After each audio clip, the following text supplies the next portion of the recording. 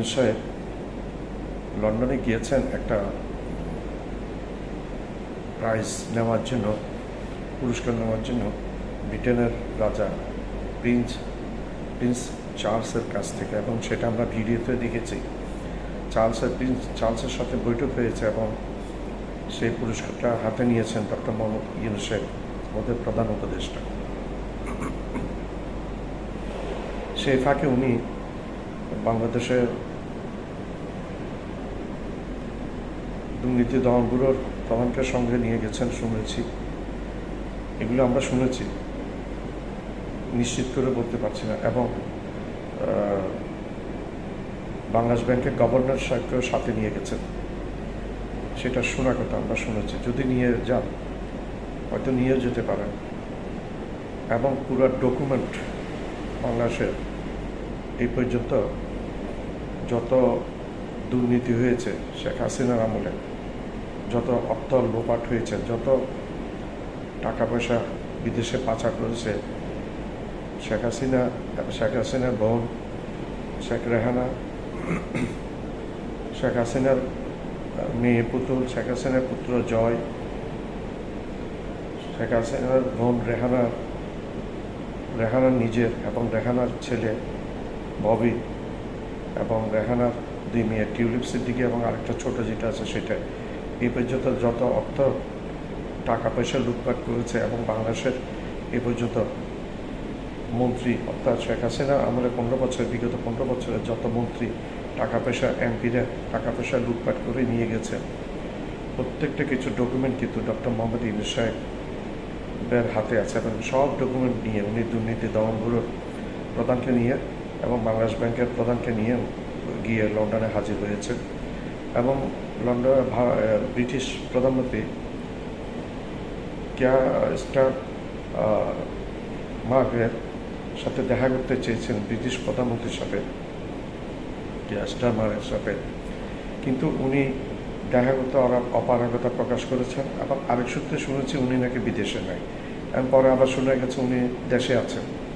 আসলে স্টারমার ভয় পেয়ে গেছেন ডক্টর মোহাম্মদ ইউনূস সাহেবের সাথে দেখা করতে, কারণ বাংলাদেশ থেকে প্রচুর অর্থ সম্পদ ব্রিটেনে চলে গেছে, দুর্নীতিবাজরা নিয়ে ওইখানে রেখেছে। এবং সাইফুজ্জামান এর আগের পূর্বে আমরা 3-4 দিন পূর্বে শুনেছি সাইফুজ্জামানের 360টির মতো ফ্ল্যাট বাড়ি আছে, সবগুলো নাকি জব্দ করেছে ব্রিটিশ যে এফবিআইয়ের মধ্যে যে সংস্থাটা আছে দুর্নীতি করে, সেই সংস্থাটা জব্দ করেছে। এবং এর ফলে নাকি সাইফুজ্জামান ওই সম্পদগুলো ব্যবহারও করতে পারবে না, বিক্রিও করতে পারবে না। যাক, একটা সুসংবাদ আমরা পেলাম। এগুলো ডক্টর ইউনূস সাহেবের সাফল্য। এর মধ্যে ডক্টর ইউনূস সাহেবের সাথে তারেক জিয়ার একটা বৈঠক হওয়ার কথা, এইটাতে ভারত অনেক বেশি বিচলিত হয়ে গেছে আওয়ামী লীগের মতো। আওয়ামী লীগও চাচ্ছিল না এই বৈঠকটা হওয়ার জন্য, কিন্তু প্রকৃতপক্ষে এই বৈঠকটা হয়েই গেছে। এবং হওয়ার পরপরই পুরো ঠান্ডা হয়ে গেছে সব কিছু। এবং যৌথ একটা সাংবাদিক সম্মেলন দিয়েছে ডক্টর ইউনূস সাহেবের প্রতিনিধি, জাতীয় নিরাপত্তা উপদেষ্টা এবং আমির হোসেন মাহমুদ চৌধুরী, একটা সাংবাদিক সম্মেলন যৌথ বিবৃতি দিয়েছেন। এখানে সাংবাদিকরা জিজ্ঞাসা করেছেন, আপনার মধ্যে কি ঐক্যমত্য হয়েছে? জবাবে জাতীয় নিরাপত্তা উপদেষ্টা বলেছেন, ঐক্যমত্য না হলে কি আমরা যৌথ সাংবাদিক সম্মেলন করি? তারেক জিয়ার সাথে যখন ডক্টর ইউনূস সাহেবের দেখা হয়েছে, ডক্টর ইউনূস সাহেব আকবরিয়া এনে তারেক জিয়াকে স্বাগতম জানিয়েছেন এবং নিয়ে গেছেন রুমের মধ্যে। তখন তারেক জিয়া সালাম দিয়ে কেমন আছেন জিজ্ঞেস করলো, এবং ডক্টর ইউনূস সাহেব তারেক জিয়ার কুশলাদি জিজ্ঞেস করলো। তারেক জিয়া এক পর্যায়ে বললো, আম্মা আপনাকে সালাম দিয়েছেন, আপনাকে সালাম জানাতে বলেছিলাম। ডক্টর ইউনূস সাহেব প্রত্যুত্তরে বলছেন, আপনার আমাকে আমার সালাম দিবেন। শেখ খালেদা জিয়া আসলে কিন্তু ডক্টর মোহাম্মদ ইউনূস সাহেবকে রেসপেক্ট করেন। উনি কোনো এক সময় বলেছিলেন নাকি, আমার বড় ভাইয়ের মতো ডক্টর মোহাম্মদ ইউনূস সাহেব। এবং খালেদা জিয়া ক্ষমতায় থাকতে একবার পার্লামেন্টে অনেক সম্মান দিয়েছেন ডক্টর ইউনূস সাহেব। সেই সম্মানটা ডক্টর ইউনূস সাহেব ক্ষমতায় এসে সেনাকুঞ্জে প্রধান অতিথি করে খালেদা জিয়াকে সেই সম্মানটা দেখিয়েছেন ডক্টর মোহাম্মদ ইউনূস সাহেব। এখন তারেক জিয়া হয়তো বিএনপির বর্তমানে এখানে যে বাংলাদেশের যে নেতাগুলো আছে, এগুলোর দূরদর্শিতা সম্বন্ধে আমি খুব বেশি আশাবাদী নই। এবং এই নেতাগুলাই তারেক জিয়াকে বুঝিয়েছিল যে কোনোভাবে, এবং সেই ফাঁদে পা দিয়ে তারেক জিয়া কিন্তু গত কয়েকদিন আগে একটা বিবৃতি দিয়েছিলেন যে ডিসেম্বরের মধ্যে ইলেকশন করতেই হবে। এখন ডক্টর ইউনূস সাহেব বলেছে ঠিক আছে, ফেব্রুয়ারিতে তারেক জিয়া দাবি জানিয়েছেন ফেব্রুয়ারিতে ইলেকশন। ডক্টর ইউনূস সাহেব বলেছে ঠিক আছে, যদি আমরা এর মধ্যে সংস্কার করে ফেলতে পারি ফেব্রুয়ারি আগেও ইলেকশন হওয়ার সম্ভাবনা আছে। যাক, এখন পুরোপুরি ভারতের চাল, আওয়ামী লীগের চাল, এবং ডক্টর ইউনূস সাহেবকে ফাঁদে ফেলতে এবং বিএনপিকে বিপথে এতদিন যারা নিয়ে গেছিল তারা কিন্তু তারা যে বারাবাতে ছাই দিতে চেয়েছিল সেই ছাই এখন কিন্তু তারা আর পায়নি বারাবাতে দেওয়ার জন্য। তো আমরা আশা করি বাংলাদেশে একটা সুবাতাস বয়ে যাবে। আর স্টারমার্ক পালিয়ে নিজেকে বাঁচছেন মনে করেন, কিন্তু আপনি বাঁচেন নাই, আপনি কিন্তু একটা সাপের লেজে পা দিয়েছেন। ডক্টর ইউনূস সাহেবের মতো একজন লোকের পায়ের মধ্যে আপনি পা দিয়েছেন, আপনি লুকিয়ে থাকতে পারবেন না। বাংলাদেশ থেকে যা অর্থ সম্পদ পাচার হয়েছে এগুলো ডক্টর ইউনূস সাহেব আনবেই আনবে। আর আপনার সাথে টিউলিপের সম্পর্ক, এটা অনেক কিছু সম্পর্ক বলে, যেটা শুনি আমরা তো দেখিনি, কিন্তু বোঝা যায় আপনার সাথে যে একটা সম্পর্ক। আপনি টিউলিপকে এত অভিযোগ আসার পরে টিউলিপ পদত্যাগ করেন, আপনার শেষে প্রচণ্ড চাপের মুখে আপনি টিউলিপকে পদত্যাগ করতে বাধ্য করেছেন মন্ত্রীপদ থেকে, কিন্তু এখনও এমপি গিরি আছে টিউলিপের। আর বাংলাদেশ থেকে যা সম্পদ পাচার হয়েছে সেগুলো অল ডকুমেন্টেড। এগুলো যদি ডক্টর ইউনূস সাহেব প্রপার ওয়েতে যদি সাবমিট করে ব্রিটেনের মতো একটা গণতান্ত্রিক দেশে, তখন আপনি এই স্টারমার্ক আপনি কিন্তু বিপদে পড়ে গেছেন। অলরেডি আপনি বিপদে নিজেকে ফেলিয়ে দিয়েছেন ডক্টর ইউনূস সাহেবের সাথে বৈঠক করে। এটা কোন ধরনের আপনার মধ্যে একটা ভদ্রতা? একজন সরকার প্রধান এসছে, নোবেল লরিয়েট, আপনাকে চীনে সারা দুনিয়ার মানুষ চিনে না তো ওনার মতো আপনি পপুলার না তো। আপনি ব্রিটিশ প্রধানমন্ত্রী আছেন আর কি, আজকে আর থাকবেন কালকে থাকবেন না, কিন্তু প্রিন্স চার্লস তো ওনাকে সম্মাননা দিয়ে একটা পুরস্কার অ্যাওয়ার্ড দিয়েছেন।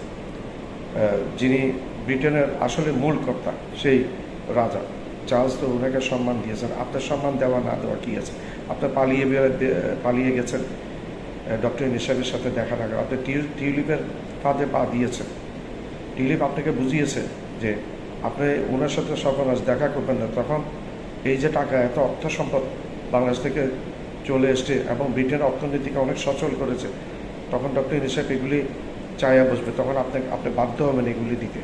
আপনি মনে করেন আপনি এই টাকা পয়সা, এই অর্থ সম্পদগুলি যদি ফেরত দেন বাংলাদেশকে, ব্রিটেনের অর্থনীতি আরও খারাপ হয়ে যায়। নানাভাবে বুঝিয়েছেন। তাদের মধ্যে একটা সম্পর্ক আছে শোনা যায়, ব্রিটিশ প্রধানমন্ত্রী বর্তমান প্রধানমন্ত্রী স্টারমারের সাথে টিউলিপ সিদ্দিক। আমরা জানি না, আমরা দেখি নেই, সেটা শোনার কথা।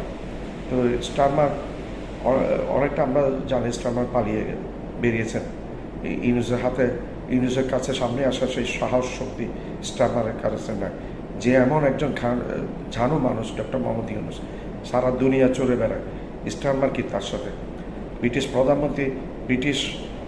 প্রধানমন্ত্রীর পদটা ডক্টর ইউনূস সাহেবের সাথে দেখা না করে, অস্বীকার করে, তাহলে আপনার সাথে আর নরেন্দ্র মোদী, চাওয়ালা মোদীর মধ্যে পার্থক্য কী? সেটা একটা অশিক্ষিত, একটা মূর্খ টাইপের মানুষ। আপনার মধ্যে তার সাথে আপনার পার্থক্যটাই, আপনি মনে করেন আপনি খুব চালাকি করেছেন দেখা না করে। আপনি একটা আসলে বোকা, স্বর্গে বাস করেছে এবং বোকামি করেছে। আপনি এই পর্যন্ত যে কাজটা করেছেন, আপনি ব্রিটিশ প্রধানমন্ত্রীর যে পদটা সেটাকে আপনি অসম্মানিত করে ফেলেছেন। ধন্যবাদ। আসসালামু আলাইকুম। আমার ভিডিওটা আপনার লাইক করবেন, শেয়ার করবেন, সাবস্ক্রাইব করবেন। সাবস্ক্রাইব করতে ভুলবেন না।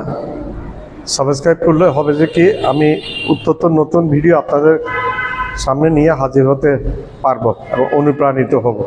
অনুপ্রেরণার একটা বড় জিনিস আপনারাই হচ্ছেন আমাদের অনুপ্রেরণা। আমি কোনো পয়সার জন্য এই ভিডিওগুলো করি না, শখের বসে ভিডিওটা করি এবং আমি চাই আমার ভিডিওটা সব জায়গায় ছড়িয়ে পড়ুক।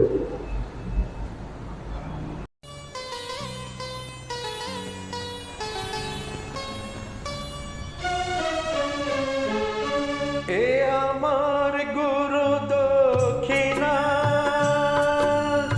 গুরুকে জানাই প্রণাম। যার শুভ কাম